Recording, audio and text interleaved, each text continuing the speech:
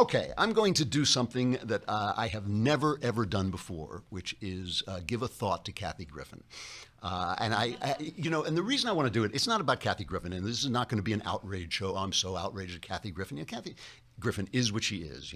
She is an unattractive, untalented person who's desperate for attention, and she did this thing where she took a picture of herself holding a mock-up of Donald Trump's severed head as if she were an ISIS killer, murderer, but she had killed and beheaded the president, okay? And this, caused all kinds of fuss yesterday, and obviously on the Twitterverse and online, and everybody was yelling about it. And I have to say that even Keith Olbermann denounced it, and the Satanists. So I think they've kind of covered, and good for Keith Olbermann. I mean, that's like I make a lot of fun of Keith Olbermann because he's a buffoon, but I mean, at least he stood by and he actually, came out and said this is terrible. But the important thing about this has nothing to do with Kathy Griffin. Let's play. She apologized. She saw this. The Secret Service said they were looking into it. The important thing, though, well, let's play her apology. Let's give her the chance to say what she said. Hey everybody, it's me, Kathy Griffin.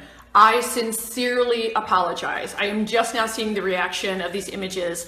I'm a comic. I crossed the line. I moved the line, then I cross it. I went way too far. The image is too disturbing. I understand how it offends people. It wasn't funny. I get it. I've made a lot of mistakes in my career. I will continue. I asked your forgiveness, taking down the image, going to ask the photographer to take down the image, and I begged for your forgiveness. I went too far. I made a mistake, and I was wrong. Now, I mean, that's a good apology. It's not like a, sorry you feel this way, or sorry, some kind of mealy-mouthed thing. That's a real apology. Fine. So, it really is not about her. What it is about is that she is employed by CNN. She is employed by CNN on their New Year's Eve show, and they have her on as a commentator. She's on the View a lot, and she's gone on the View and cursed at people who were nasty to Obama and all this stuff. But I don't care about Kathy Griffin. Like I said, she's a comedian. She says dumb things. But I want to play for you just a little bit of the way CNN has covered this stuff, because this is what is really important. The first thing I want to play is how they covered a rodeo clown who made fun of Barack Obama. That's the first thing we're going to talk about, all right? So let's play that. Outrage today over this. A Missouri rodeo clown mocking the president this past weekend. Notice the broom in his backside. And joking that he could be stomped by a bull. Obama's going to have to just stay there, Obama. Watch out for those bulls.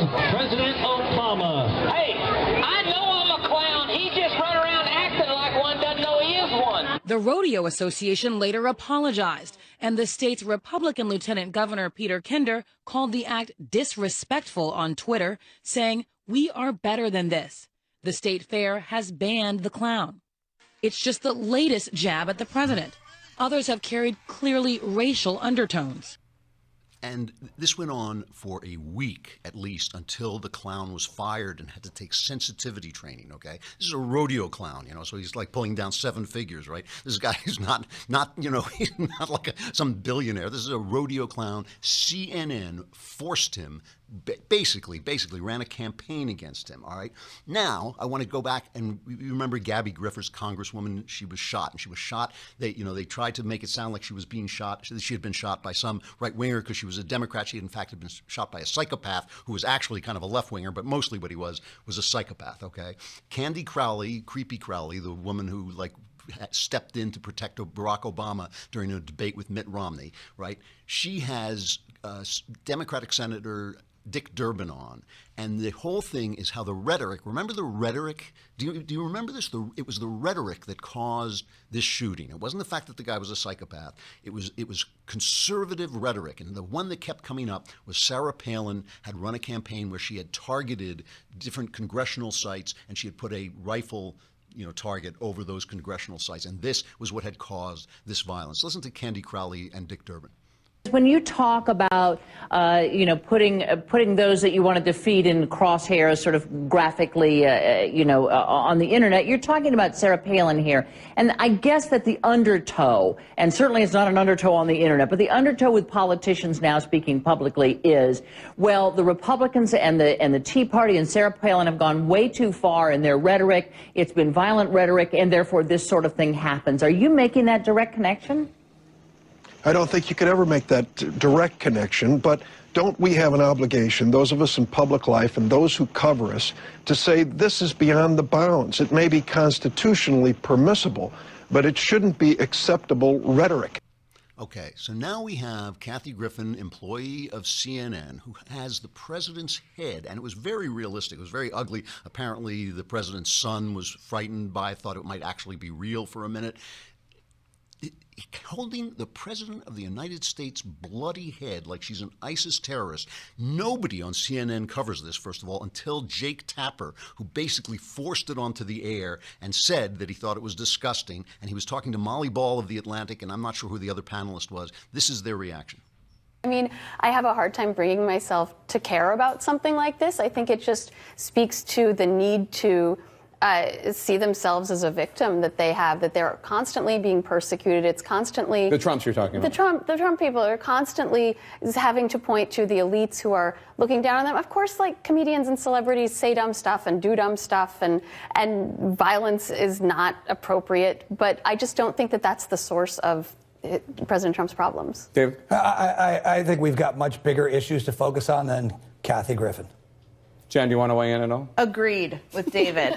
No big deal. No big deal. Took them till 9 o'clock Eastern Standard Time to denounce it, which they did in a tweet. They send out a tweet denouncing the thing, and they're still, as of me going on the air, they're still discussing whether she's going to be on their CNN New Year show. And of course, I don't have to say this, but just, you know, it needs, I guess it can't go without saying that if this had been a right-wing comedian, if this had been me or Ben holding up Barack Obama, severed head, you know, not only would we be fired, which we should be fired, it's a disgusting thing to do, but there would be no question about the endless coverage of how we cause the violence. And the important thing about this, you know, I want to play just one more. I want to play Morning Joe too, because Morning Joe, they got married. Joe and Mika got married, and Mika is this big Democrat, and suddenly the show has just become this festival of Trump hate. Now, this Kafivi thing, if anybody wasn't following it, the Kafivi thing is a tweet that the president sent out where he talked about the lousy press Kafivi, obviously meaning coverage, and he just mistyped it,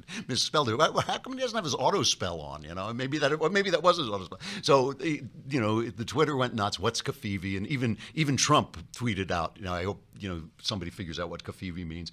So that's the story that they're talking about. So now somebody brings up Katy Griffith, and listen to their reaction. I missed the Katy Griffith news last night. Okay, I'm not talking about it. You missed nothing up. Okay. Michael, you can't eat, though, to be clear. You should eat. Yeah, you probably should eat. All right, coming up, Michael, eat some lunch. Thanks for being on the show. Thank you, Michael. This was, I thought, Michael, this was a stellar performance. Yeah, you were this was one of your great. better days. I'm just happy I got that. Yeah, you did very well. Sort of. All right, we'll ask award-winning linguist Nicholas Confessori to help us break down the word confefe. So they can't cover a comedian with a severed head of the president on Twitter, but they're going to have a whole segment with an expert on Kafivi. And what this means, I'll tell you what Kafivi means. Kafivi means we're pulling out of the Paris Accords. That's what it means, apparently. Now, that's not solid yet, but everybody is saying that Trump looks like he's pulling out of the Paris Accords, which would be great, by the way. But I want to stick with this for a minute, and just to say that what this means is CNN and the entire infrastructure that we call the mainstream media is empty. They are empty. They're full of crap. They have no moral sway. They have no moral authority. Nothing they do should resonate at all. Their Russia coverage, everything is called into question by this, that they haven't got the basic common decency to react on the instant to something this far over the top. It's not about Katy Griffith. Katy Griffith, she made a mistake. She apologized. She's looking for attention. She got it. Congratulations. It's not about that. It is about the networks. It is about the mainstream media who have been ramming and hammering Trump all this time. Oh, he's grotesque and he says these terrible things and he pushed an ambassador out of his way. They have no moral authority to speak. They are utterly empty. We got to say goodbye to Facebook and YouTube. We're going to be doing the mailbag, which means if your life is as miserable as it must be, you should come over to thedailywire.com where we'll answer all your questions. And if you subscribe, you could ask questions yourself. And if you subscribe for a year, for just a lousy $8 a month, you get a free copy of Ben Shapiro's new book, Say It's So, about the 2005 White Sox championship season.